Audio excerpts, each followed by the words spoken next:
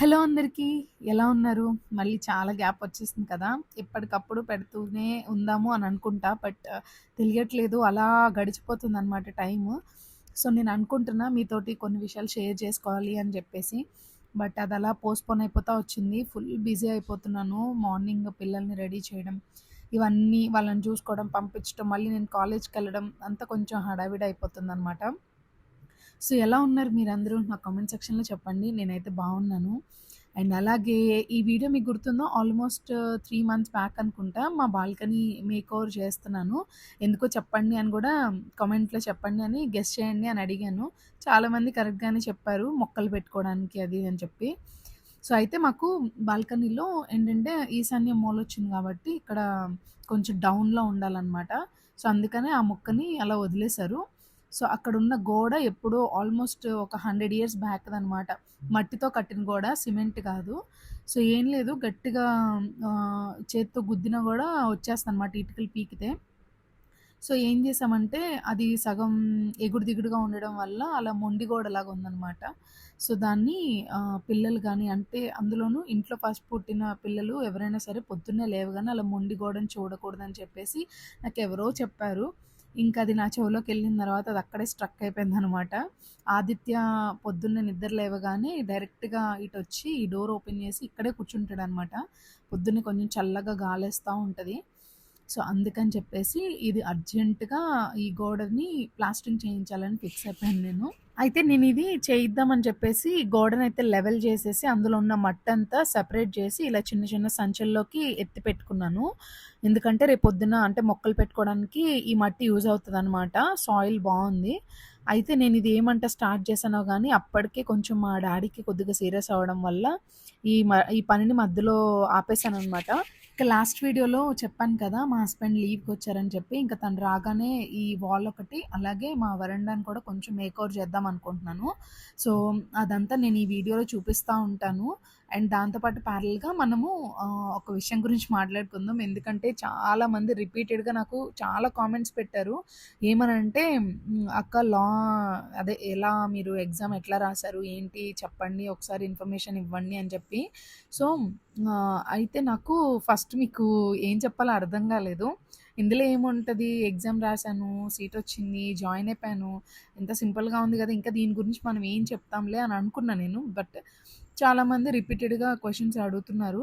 సరే దీని గురించి కొంచెం వివరంగా చెప్దాము. ఎందుకంటే స్టార్టింగ్‌లో నిజంగానే నేను కూడా ఈ ఎగ్జామ్‌కి అప్లై చేసేటప్పుడు నోటిఫికేషన్ ఎక్కడ చూడాలి ఏంటని కొంచెం కంగారయ్యాననమాట. అంటే కంగారంటే ఏం లేదు. ఏ వెబ్‌సైట్‌లో ఎతకాలి ఏంటని కొంచెం క్లారిటీ లేక ఏముంది మన గూగుల్ తల్లిని అడిగితే అన్నీ చెప్తదనుకోండి. బట్ కొంతమందికి కొంచెం క్లారిటీ ఉండదు కదా! నేనైతే ప్రాక్టికల్‌గా ఎక్స్‌పీరియన్స్ చేశాను గాబట్టి అది మీతోటి షేర్ చేసుకుందాం అని అనుకుంటున్నా. ఓకే. అయితే అది ముందు వీడియోలో చూసారు కదా! అదంతా క్లీన్ చేసేసిన తర్వాత అండ్ ఇది మా హస్బెండ్ వచ్చిన తర్వాత ఈ గోడకి మొత్తం ఇట్లా చేపిస్తున్నామనమాట. అండ్ దీనికి చాలా సిమెంట్ అండ్ ఇసుక తినేసింది. ఆల్మోస్ట్ ముగ్గురు పనోళ్ళు ఒక 3 అవర్స్ అయితే 3 అవర్స్‌లో ఫినిష్ చేసేసారు. సో, చూడండి మా ఆయన అటు ఇటు ఎట్లా తిరుగుతున్నారో. అంటే తనొచ్చినప్పుడే ఏదో ఒక పనుంటది గదా! ఇంటికి ఏదో ఒక చిన్న చిన్న పనులు చేపిస్తా ఉంటారనమాట. సో, నేననుకున్నాను తను రాకముందే చేయించేద్దాము అని అనుకున్నా. బట్ అది కుదరలేదు. సో, ఇక విషయానికొస్తే నేను ఢిల్లీలో ఉన్నప్పుడే ఈ లాసెట్ నోటిఫికేషన్ అనేది పడింది. యాక్చువల్‌గా నేను 2020లో ఉన్నప్పుడే అంటే బిఫోర్ కరోనా 2020 మార్చ్‌లో కరోనా అటాక్ అయింది. నాకు బాగా గుర్తుంది. సో, జాన్యువరిలో నేను జమ్మూ అండ్ కాశ్మీర్‌కి మూవ్ అయ్యాననమాట. సో, ఆ మూవ్ అయ్యే టైంలో నేనప్పుడు ఎల్ఎల్‌బీ జాయిన్ అవ్వాలి అని అనుకున్నా. బట్ జమ్మూ అండ్ కాశ్మీర్ అంటే మన ఆంధ్ర నుంచి ఢిల్లీకి, ఢిల్లీ నుండి జమ్మూ అండ్ కాశ్మీర్‌కి చాలా దూరం అనమాట. 2 డేస్ కంప్లీట్‌గా జర్నీకే పోతది. ట్రైన్ జర్నీ అయితే. సో, ఒకవేళ నేనెళ్ళిన తర్వాత చీటికి మాటికి ఎగ్జామ్స్‌కి, ఇంటర్నల్స్‌కి వీటికి తిరగాలంటే చాలా కష్టం. పైగా చిన్న బేబీ ఉంది నా దగ్గర అని చెప్పేసి నేను అప్పుడు చదవకుండా సరే మధ్యలో ఇంకా చదవాలి అని అనుకున్నదాన్ని మధ్యలో డ్రాప్ చేసేసి నేను 2020లో మా హస్బెండ్‌తో పాటు జమ్మూ అండ్ కాశ్మీర్‌కెళ్ళిపోయాను. అయితే ఇప్పుడు మీరు ఇంకో క్వెషన్ అడగొచ్చు. అయితే ఇప్పుడున్నది కూడా మీ హస్బెండ్ అక్కడే కదక్క మీరెందుకెళ్ళలేదు అని చెప్పి. సో, అప్పుడు మేమున్నది బోర్డర్ ఏరియాకి కొంచెం ఇవతలనమాట. కొంచెం దూరం ఉంటది. సో, ఇప్పుడున్నది మరీ చాలా అంటే కొంచెం దగ్గరగా ఉంటదనమాట. ఇంకా ఇవన్నీ ఇంకా డీటెయిల్డ్‌గా చెప్పకూడదు కాబట్టి సో, అక్కడ ఇల్లొచ్చింది. ఇప్పుడుంటున్న చోట ఇల్లు ఇంకా రాలేదు. సో, అది మ్యాటర్ అయితే. అండ్ ఎగ్జామ్ విషయానికొస్తే ఢిల్లీలో ఉన్నప్పుడు నేను ఇలాగే నోటిఫికేషన్స్ చూసుకుంటా ఉన్నాను. రెగ్యులర్‌గా ఎప్పుడు మేలో అలా నోటిఫికేషన్ పడతదనమాట. ఏపీ లా సెట్‌కి. ఏపీ లా సెట్ అనేది స్టేట్ వైస్‌గా, అలాగే టీఎస్ లా సెట్ తెలంగాణకి, అలా ఏ ఏ స్టేట్‌కి ఆ స్టేట్ కండక్ట్ చేసుకుంటారు. అట్లా కాకుండా ఇండియా లెవెల్‌లో కూడా ఎగ్జామ్ ఉంటది. క్లాట్ అని. అది కామన్ లా అడ్మిషన్ టెస్ట్ అనమాట. సో, దానికి కొంచెం స్టాండర్డ్ అంతా కొంచెం ఎక్కువ ఉంటదనమాట. ఎందుకంటే ఇండియా వైడ్ మనకి యూనివర్సిటీస్‌లో అప్లై చేసుకోవచ్చు మంచి ర్యాంక్ వస్తే. సో, ఇంట్రెస్ట్ ఉన్న వాళ్ళు అది కూడా అప్లై చేసుకోవచ్చు. బట్ ఏంటంటే స్టేట్ దాటి బయటకెళ్తే చాలా లాంగ్వేజ్ ప్రాబ్లమ్ ఉంటది. కానీ ఇందులో లాలో ఎప్పుడు కూడా లా లాంగ్వేజ్ వేరే ఉంటదనమాట. సో, అది బాగా గ్రిప్ ఉంటే గనక మనకి ఎక్కడికెళ్ళినా ప్రాబ్లమ్ లేదు. అలాగే బేసిక్ హిందీ గూడా వస్తే ఏ స్టేట్ ఎళ్ళినా ఎందుకంటే మన లోకల్ లాంగ్వేజ్ తర్వాత అందరూ ఎక్కువ మాట్లాడేది హిందీ కాబట్టి బేసిక్ హిందీ గూడా వస్తే ఏ ప్రాబ్లమ్ ఉండదు. సో, అలా నేను ఏపీ లా సెట్ ఎగ్జామ్ అయితే రాశాను. అండ్ రాసిన తర్వాత ఫస్ట్ కే వచ్చింది. అంటే నేను ఢిల్లీ నుంచి వచ్చాను. వెంటనే ఎగ్జామ్ రాశాను. జూన్ 5థ్ ఆ టైంలో నాకు ఎగ్జామ్ కండక్ట్ చేశారనమాట.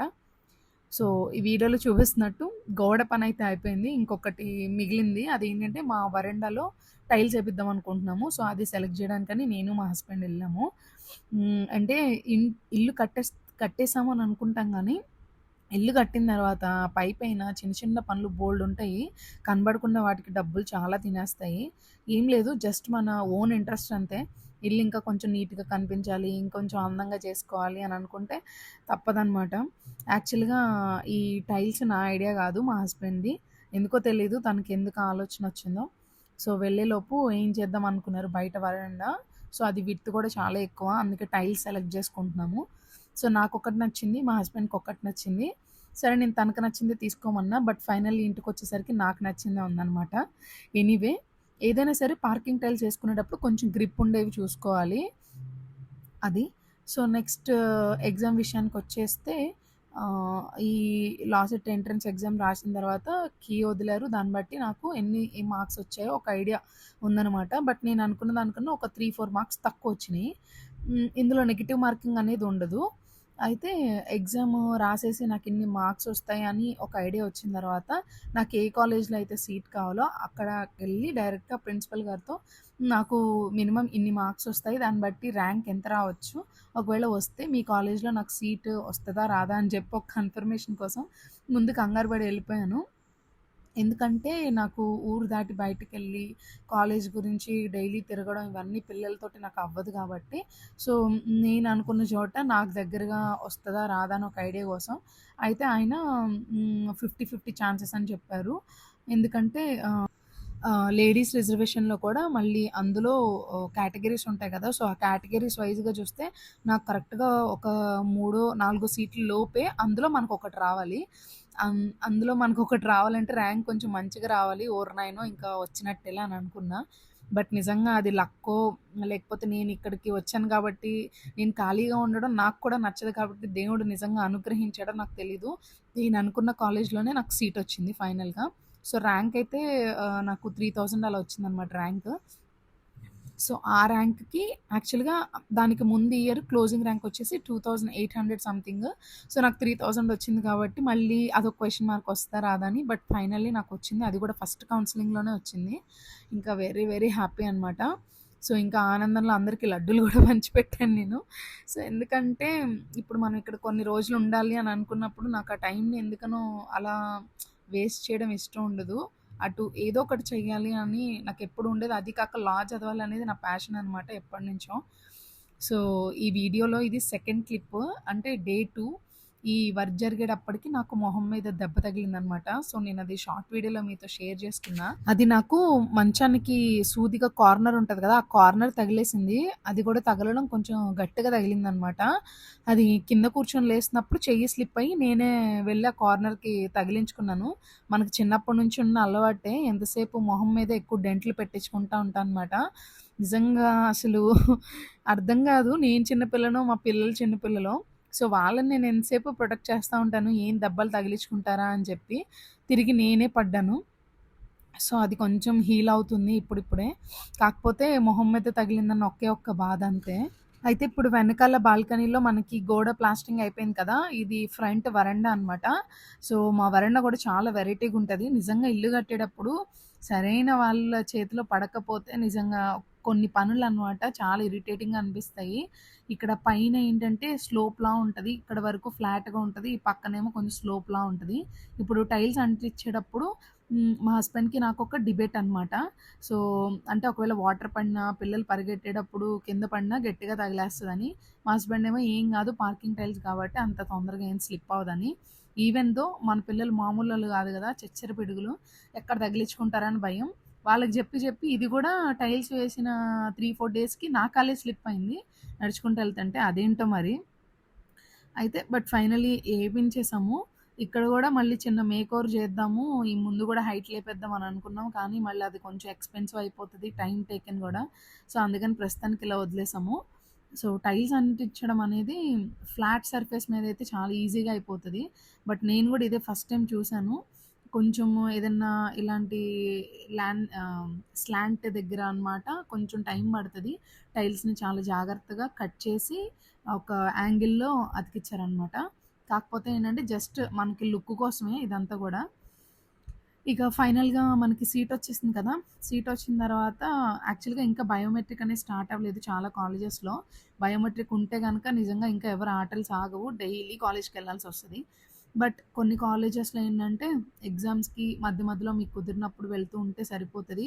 అండ్ అలాగే ఇంటర్నల్స్‌కి కంపల్సరీ అటెండ్ అవ్వాలి. అండ్ ఎక్స్టర్నల్స్ మెయిన్ ఎగ్జామ్స్‌కి బయట కాలేజెస్‌లో మనకి సెంటర్ వస్తుందనమాట. అక్కడికెళ్ళి రాయాలి. సో, అలా మన లా అడ్మిషన్ అయితే కంప్లీట్ అయింది. ఇంకా సెకండ్ కౌన్సెలింగ్‌లో కూడా చాలామంది సీట్ రాని వాళ్ళు వేరే చోట వచ్చినోళ్ళు కొంతమంది అట్లా పెట్టుకొని అటు ఇటు జంబుల్ అయ్యారు. సో, ఇంకా దీని గురించి మీకేమైనా డౌట్స్ ఉంటే నాకు కామెంట్స్‌లో అడగండి. బట్ ఎల్ఎల్‌బి చదవడం అనేది నా ఎప్పటినుంచో ప్యాషన్ కాబట్టి సో, నేను అది పర్స్యూ చేస్తున్నాను. అలా మీరేదన్నా అనుకోని ఆగిపోయినయి ఉన్నాయా? అది ఏంటో నాకు కామెంట్ చేయండి. వీలైతే మీరు కూడా స్టార్ట్ చేయండి. ఈ స్లోప్ లాగా కనిపిస్తుంది కదా! ఇది చేయడానికే చాలా టైం పట్టిందనమాట. మిగిలిందంతా ఫాస్ట్‌గానే అయిపోయింది. బట్ ఓవరాల్‌గా వీళ్ళు టైం తీసుకున్న ఫినిషింగ్ అయితే చాలా చేశారు. అండ్ ఇది ఇంటిని లుక్ కూడా మార్చిందనమాట. కొంచెం ఫ్రంట్ రాగానే కనిపించేది కొంచెం అందంగా ఉందనమాట. సో, ఈ స్లోప్ చూసారా? మేము ఎక్కువ ఇక్కడ బండి పార్కింగ్ చేసుకుంటూ ఉంటాము. అండ్ అక్కడ చిన్న మ్యాన్ హోల్ గూడా వచ్చింది. ఈ స్టెప్స్ మీద గూడా పెట్టిచ్చేసాం టైల్స్. అలాగే ఒక సెట్ ఆఫ్ టైల్స్ ఏమో పక్కన ఎందుకైనా మంచిదని ఉంచుకున్నాం. ఎప్పుడన్నా పగిలిపోతే వాటిని రీప్లేస్ చేసుకోవడానికి. సో, అదనమాట ఇవాల్టి వ్లాగు. నచ్చితే ఒక చిన్న లైక్ చేయండి. అలాగే మీకేదైనా డౌట్స్ ఉంటే లాకి సంబంధించి కామెంట్ చేయండి.